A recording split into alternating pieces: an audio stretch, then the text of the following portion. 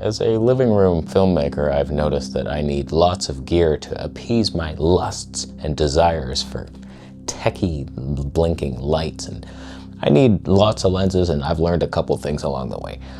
Today we do a little comparison, little Fuji versus big Fuji, and answer some questions. All I want is the perfect camera. All I want is the perfect camera. So right now we're on the Fuji X-H2S with the original 56mm 1.2 in manual focus, because I do not trust you. I don't trust myself either, but it's better most likely than what you were gonna do with it. We'll switch to autofocus just so you can see a very basic man in a living room, eye detecting, and you'll see all kinds of faces everywhere hunting. You sicken me. So we'll switch over to the medium format with the Canon EF 1.2, and we'll see the little difference. Then we'll go outside and test a couple, answer some questions out there. I'm actually curious today. We will find out if medium format is truly worth it, because when we battled little Fuji versus big Fuji, it was with the Zeiss 32mm 1.8 versus the Mitacon, and it wasn't even close. Whereas now I think we're gonna be somewhat in the ballpark here. This might even win. So like you'll have more dynamic range, a Fuji Touch magic lens here, and then is it worth it to go medium big boy? Now first let me just show you what happens when you autofocus with this lens. Okay, here we are. Now I fully trust you, Fuji. I'm not gonna do anything stupid. I'm just gonna be here. You're not gonna blink around. You see in those lights, they're just chilling here. Doesn't matter if I turn my head or whatever. I would never do that in a real show, so it definitely has you very reliable, never hunting. One of the worst performing lenses I've ever seen in my life for that. It's so unfortunate, because like this is all I would ever need. Totally, just this lens, I would sell off the medium format, because I'm like, wow, there it is. This is Fuji's poppiest lens of all. Worst autofocus. Little rant about that. I do believe it's because it's something to do with the electronic contacts and the wiring. There's just not enough highways of information. So with all these modern bodies, usually you adapt an old Canon EF glass from 1951, and the new mirrorless body makes it even better than it ever was. But on Fuji, for some reason, a chipmunk wired it, and like all these fast calculations that are like 40 calculations per second, this lens can only receive like 3 of those numbers. And so it's like, okay, I don't know. And then it just starts guessing. It doesn't have the information of where I am in the shot at all times. Something's off with it. Just little calculations missing. I do this a lot. It's an interpretive dance move. I've seen seagulls do it. All right, let's switch to the big Fuji, answer one question in here, and then we battle these setups outside with 2 more questions, 1 for each camera. It makes sense.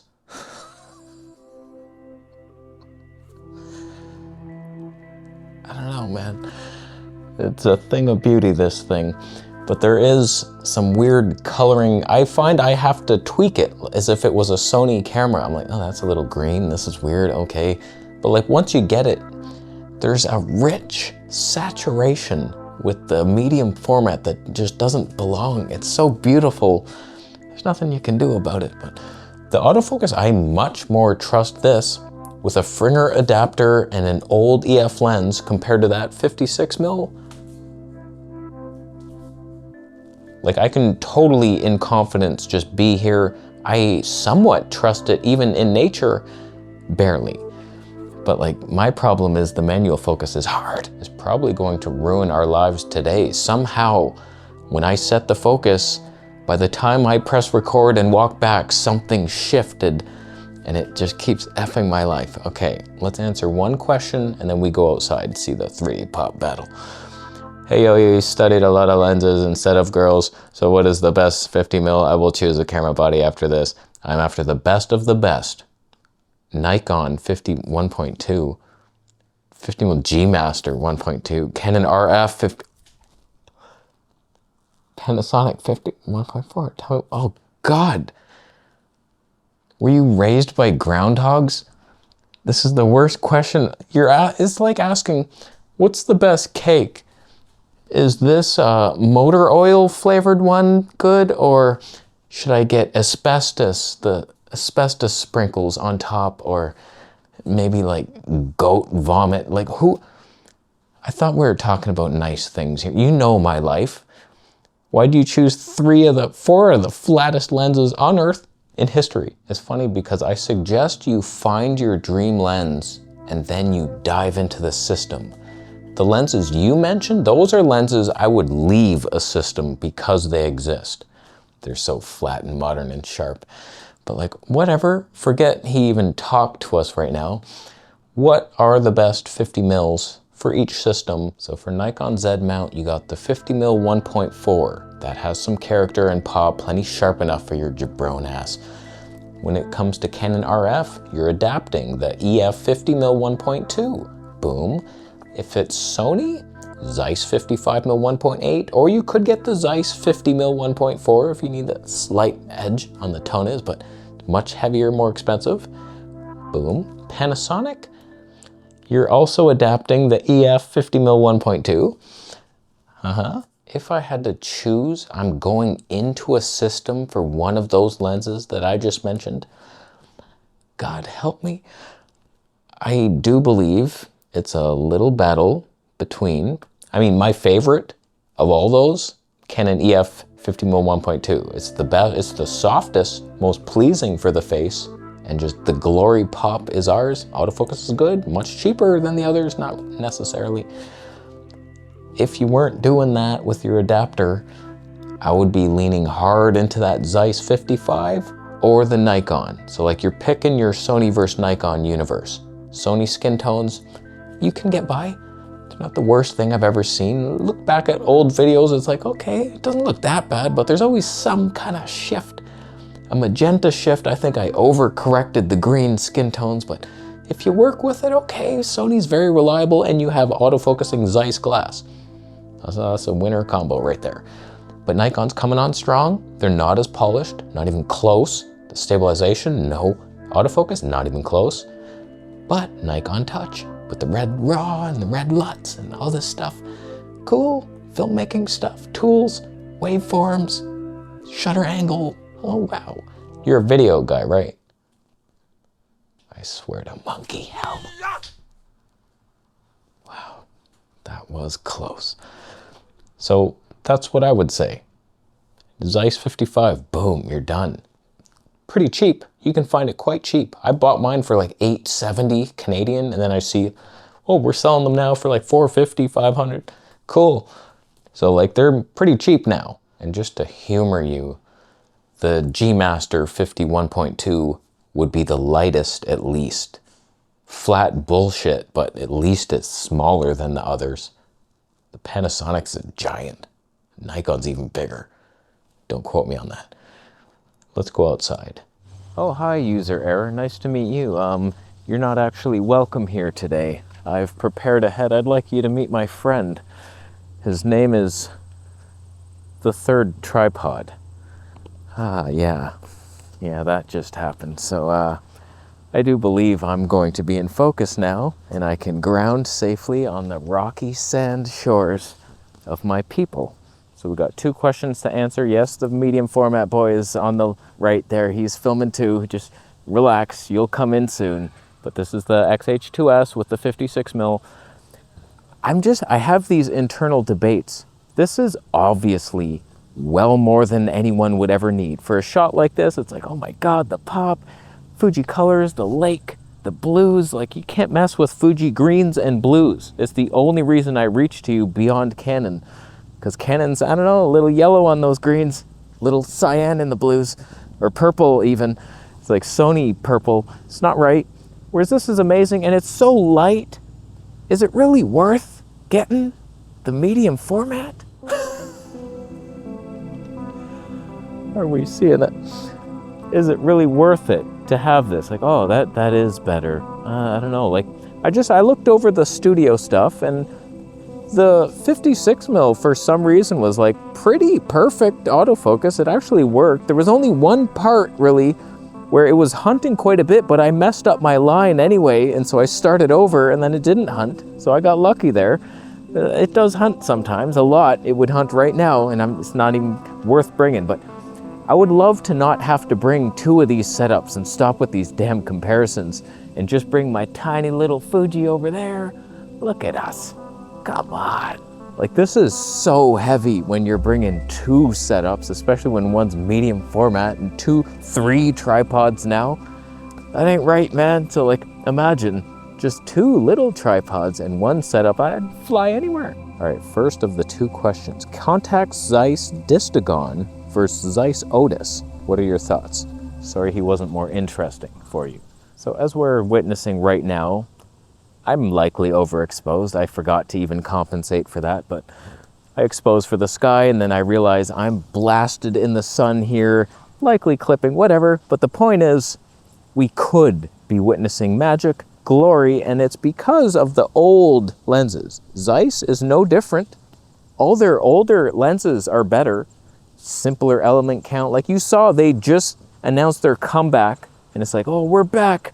Wait till you see this. And it's like, it's all flat clinical designs now just to keep up with the megapixel race. For some reason, if you have a lot of megapixels and you're trying to resolve all that, it just can't be a 3D popping lens. They have different elements that have to correct, and it's all kinds of resolution problems. It's a hell world that we live in.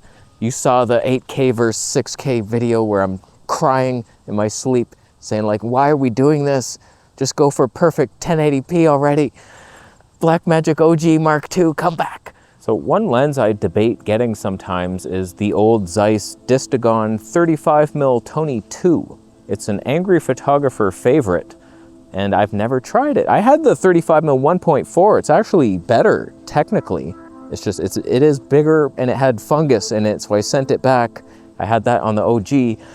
So like, yeah, that would be nice, but a modern Zeiss, not so nice. But Contax, like, choose a somewhat relevant mount. God, whenever I see this, like, CY, what the hell is that? Some bullshit mount that nobody needs. Get at least an EF mount over there. You can adapt that to anything. What are you doing with your screw mounts? And all kinds of weird stuff happens.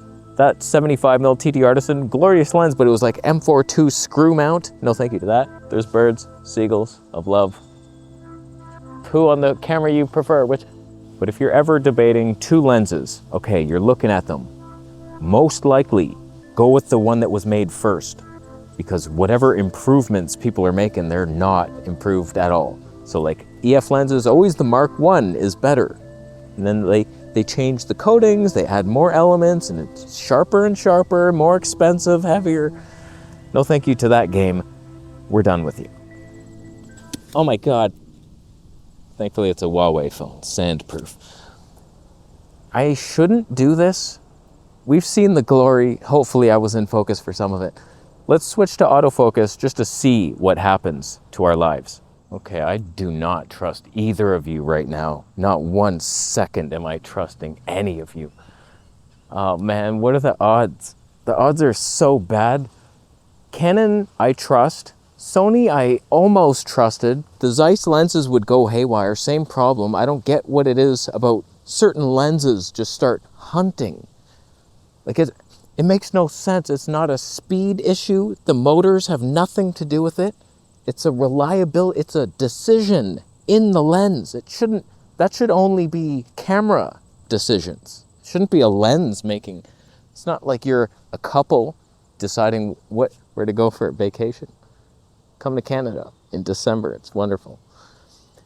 Since you got me hooked on the Zeiss Batis 25, how would the Zeiss Batis 40mm do against these 2? He's talking about the Nikkor, of course, 40mm and the TT Artisan. Not the same price range, I get it, but what about that pop? Oh, it would have some, but at what cost? Am I in focus for either of those? Oh God. Yes, it would be nice, but it has to be the most overpriced 40mm Tony 2 in the game. I never looked at it. I was like, yeah, no thank you to that price. Even used, it's like, oh, 1,000 Canadian at minimum, and it's big, it's heavy. It has glorious macro apparently, but like, I don't know, man. The Zeiss Batis, they're good lenses. It's a good lens, but like, I would personally get the TT Artisan for way less, probably pops almost as much. You almost wouldn't notice a difference. I feel like it has me on both, even though I'm in the shade, everything's terrible. Oh yeah, super reliable. Not so much on you anymore. You lost hard. You lost out on that. You lost my trust, big Fuji. Oh, that's a bitch. So, I don't know, man. Just go Nikon. Can you go Nikon? It's the smarter choice. Sony, you're disgusting. Even though the examples I played in today's video, the Sony looked better than the Nikon, but I had Vaseline on my face. Come on, I was greasy. There's a plane ruining my life right now. But it's the age-old question. It's like, is it worth it? Yes, of course, the Zeiss Batis 40mm, it's an amazing lens. If you could find one in the forest, use it, definitely. But like, I don't know, are you really going to put up with that extra cost and weight? I don't know. There's definitely better options, and that's the game we play. It's like, what's the best option? How much like skill, that wasn't the word, how much fidelity can I get for the price and the weight? So like that 40mm Tony 2 Nikkor is like so light and cheap, simple element count, glorious guaranteed results, decent autofocus. Yeah, you could go with the Zeiss instead, but is your wallet made of rubies? And inside the rubies, is there cream cheese? That's what you have to ask yourself. What you don't have to ask yourself is if Fuji autofocus is reliable, because we know it is. Anytime you want to use it, you just go right ahead and you trust. You just put that trust in God that you're in your shot. And it's glorious.